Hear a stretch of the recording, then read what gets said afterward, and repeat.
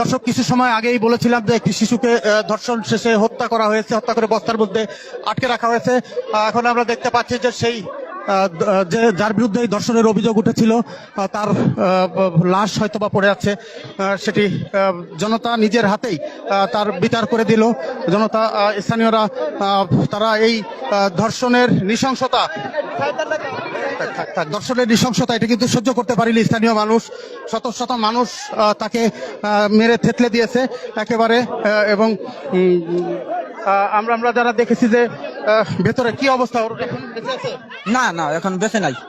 না না, একবার এই তো মনে করে যেন খুব জঘন্য একটা অন্যায় করছে। সে মনে করে একটা বাচ্চা শিশু, তার হাতে কোনো হিংসা থাকতে পারে না। এই জানোয়ারটা সেই শিশুটারে এমন ভাবে হত্যা করছে, তা পাবলিকে সহ্য করতে পারে নাই। এই কারণে তারে একবারে বিদায় করে দেওয়া হলো।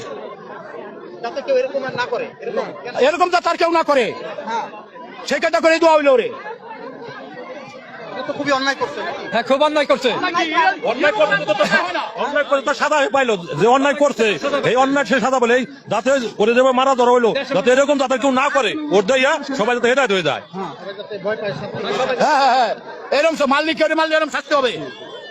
দর্শক, বলছিলাম এই চর নসিপুরের যে ঘটনা, চর নসিপুরে ক্লাস 1-এ পড়ে ছোট্ট একটি শিশু, সেই শিশুটি গতকাল বিকাল থেকে নিখোঁজ হয় এবং নিখোঁজ হওয়ার পর থেকেই প্রতিবেশী হায়দারের বাড়িতে তার লাশ আজকে সন্ধ্যায় এসে পুলিশ খুঁজে পায় বা উদ্ধার করে, লাশ উদ্ধার করে। কিন্তু এই খবর পেয়ে শত শত মানুষ, গ্রামের শত শত মানুষ তারা কিন্তু এখানে ছুটে এসেছে এবং এই দৃশ্য দেখে তারা সহ্য করতে পারেনি।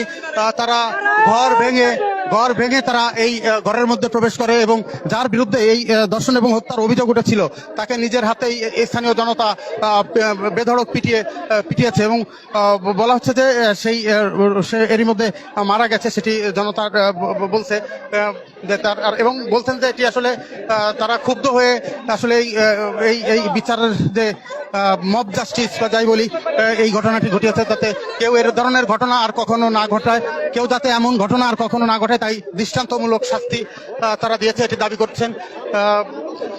কিছু সময় আগেই কিন্তু এখানে পুলিশ চেষ্টা করেছে অনেক তাকে রক্ষা করবার, কিন্তু পারেনি। পুলিশের ব্যারিকেড ভেঙেই কিন্তু স্থানীয় জনতা শেষ পর্যন্ত এই যে হায়দার তার উপরে হামলা চালায়।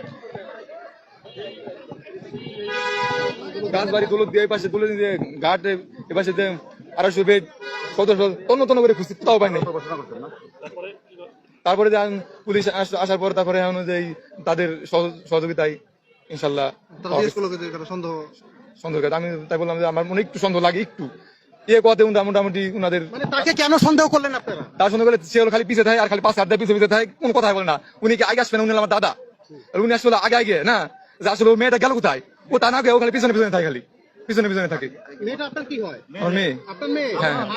ওই হায়দার হচ্ছে আপনার কি হয়? আমার দাদা হয়। আপনার আপন চাস্তো দাদা? আপনার দাদা? আমার দাদা। হ্যাঁ, তার মানে মেয়েটার হচ্ছে তাওই হয়।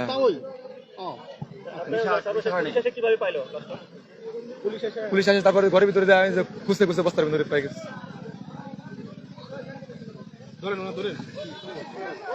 আসলে বলার মতো কোন, এটা এমন একটা ঘটনা হৃদয় বিদারক, এটা বলার মতো ঘটনা না।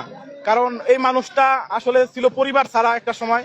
আর আমরা শুনছি ইতিপূর্বে, মানে বাপ দাদাদের কাছ থেকে শুনছি, এই লোকটা একটা পশুর মতো ছিল, আগেও খুনি ছিল।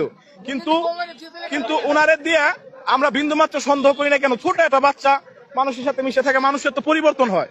তো ওনার সাথে আমরা আজকেও কথা বলছি, যে জিজ্ঞাসা করছি, আমাদের দোকান আছে গেছিল, আমি বললাম যে ভাই কি অবস্থা, তো উনি বলতেছে এই অবস্থায় ভাল লাগে নাকি, কেমন কি। তখনই মানে মানুষের ভিতরে একটা সন্দেহের সৃষ্টি হয়েছে যে আসলে একটা মানুষ, সবাই যখন মানে আহাদারি, প্রায় এলাকা জুড়ে আহাদারি দেয়, যখন এটা খবর শুনতে, একটা সন্তান যখন মানুষের হারাই দেয়, একটা সন্তান যখন মানে বাড়িতে থাকে না, একটা বাবা মার কি অবস্থা হয় সেটা বুঝেন। আমরা সকালবেলা মাইকিং করার চেষ্টা করছি, যতটুকু সম্ভব চেষ্টা করছি। পরে কোনোভাবেই কোনো সন্ধান হইতেছে না। মানুষের একটাই সন্দেহ, হয় পানিতে পড়তে পারে ছোট বাচ্চা, আর না হলে কারো হাতে পড়ে গেছে ছিনতাইকারী বা এমন কিছু হতে পারে, আমাদের ধারণা ছিল। কিন্তু আমরা জানি না যে ঘরের ভিতরে এই পশু থাইকা এই পশুটা এই বাচ্চাটার সাথে কি নির্মম আচরণ করছে আমরা জানি না, কারণ তার কোনো ওয়াইফ ছিল না, কিছু ছিল না, আমরা জানি না তার সাথে দর্শন করতে কিনা। কিন্তু আমরা এইটুকুনতে খুব খুশি, আল্লাহ তাআলার যে একটা বিচার আছে যে দর্শন করছে তার শাস্তি মৃত্যুদণ্ড, আজকে এলাকাবাসী তার উপযুক্ত শাস্তি দিচ্ছে, আমরা সকলে খুশি এবং ধন্যবাদ জানাতে চাই প্রশাসনকে। আজকে ওসি মহোদয় তিনি দুপুরের পর থেকে এখানে এসে অভিযান করে, তো অভিযান করার পরে তিনি তিল করে যে লোকটাকে আমরা যে হায়দার মোল্লা যে ভিকটিম তাকে বলে, যে তাকে বলার পরে তার সাথে কথোপকথন বলতে বলতে কথায় কথায় তার সাথে তাদের টিমটা নিয়ে তার ঘরে যেয়ে আমরা সন্ধ্যার একটু আগে আমরা সকলে যখন কথা বলতেছিলাম, তো তখন হঠাৎ করে রুমের মধ্যে থেকে একটা আওয়াজ চলে আসে যে পাওয়া গেছে। তো এইটাই হলো ঘটনা। উনি অত্যন্ত নিকৃষ্ট মানের মানুষ, একটা মানুষ যে এমন হইতে পারে সেটা ভাষায় প্রকাশ করার মতো না। আমি এই কথা থেকে বলতে চাই যে আপনারা সকলেই যে দৃষ্টান্তমূলক শাস্তিটা দেখলেন, আপনারা সকলে যদি কারো মনে কোনো এরকম নিকারজনক চিন্তা চেতনা থেকে থাকে, আপনারা এগুলা থেকে দূরে আসুন এবং আমরা সকলে যাতে ভালো থাকতে পারি